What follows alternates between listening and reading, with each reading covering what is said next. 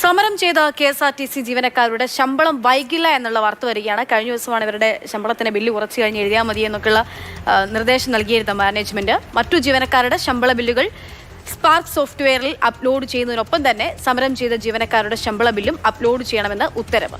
Mathrubhumi news ഇന്നലെ ആ വാർത്ത നൽകിയതിന് പിന്നാലെയാണ് ഇങ്ങനെ ഒരു തിരുത്ത് തീരുമാനത്തിലുണ്ടായിരിക്കുന്നത്. ജിബിൻ JB വിവരങ്ങളുമായിട്ട്. ജിബിൻ, അല്ലെങ്കിൽ KSRTCയിൽ നമ്മൾ അവിടുത്തെ സങ്കടകരമായ അല്ലെങ്കിൽ നിരാശാജനകമായ വാർത്തകൾ മാത്രമാണ്, ഇടയ്ക്കാണ് എന്തെങ്കിലും ഒരു സന്തോഷ വാർത്ത വരുന്നത്.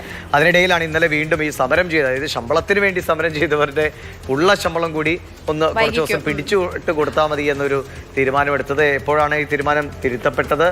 തൊഴിലാളി യൂണിയനുകളുടെയൊക്കെ പ്രതികരണം ലഭ്യമാണ്. ദിവിഷ്, കഴിഞ്ഞ ഫെബ്രുവരി 4-ാം തീയതിയാണ് TDFിന്റെ നേതൃത്വത്തിൽ KSRTCയിലെ ഒരു വിഭാഗം ജീവനക്കാർ INTCയുടെ ആ ഒരു നിലവിലുള്ള ജീവനക്കാർ പണിമുടക്കിയത്.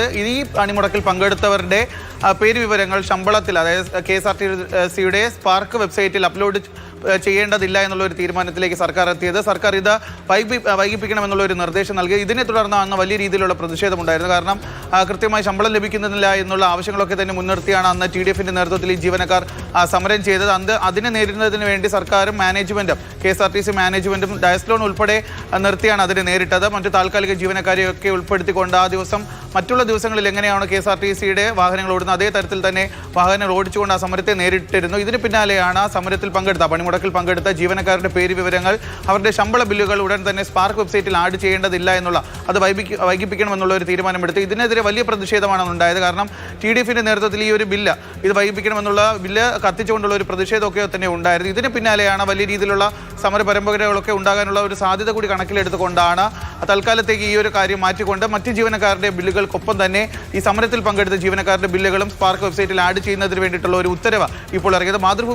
മാതൃഭൂമി ന്യൂസാണ് കഴിഞ്ഞ ദിവസങ്ങളിൽ സർക്കാരിൻ്റെ ഇത്തരത്തിലുള്ള നീക്കത്തെക്കുറിച്ചുള്ള വാർത്ത ചെയ്യുന്നത്. എന്തായിരുന്നാലും ആ വാർത്തകൾക്ക് പിന്നാലെയാണ് സർക്കാരിൻ്റെ ഭാഗത്ത് നിന്ന് ഇവരുടെ കൂടി, ഈ ജീവനക്കാരുടെ പണിമുടക്കിയ ജീവനക്കാരുടെ കൂടി ശമ്പള ബില്ലുകൾ ഉടൻ തന്നെ സ്പാർക്ക് വെബ്സൈറ്റിൽ ആഡ് ചെയ്യുന്നതിന് വേണ്ടിയിട്ടുള്ള നിർദ്ദേശം ഇപ്പോൾ പുറത്തിറങ്ങിയത്.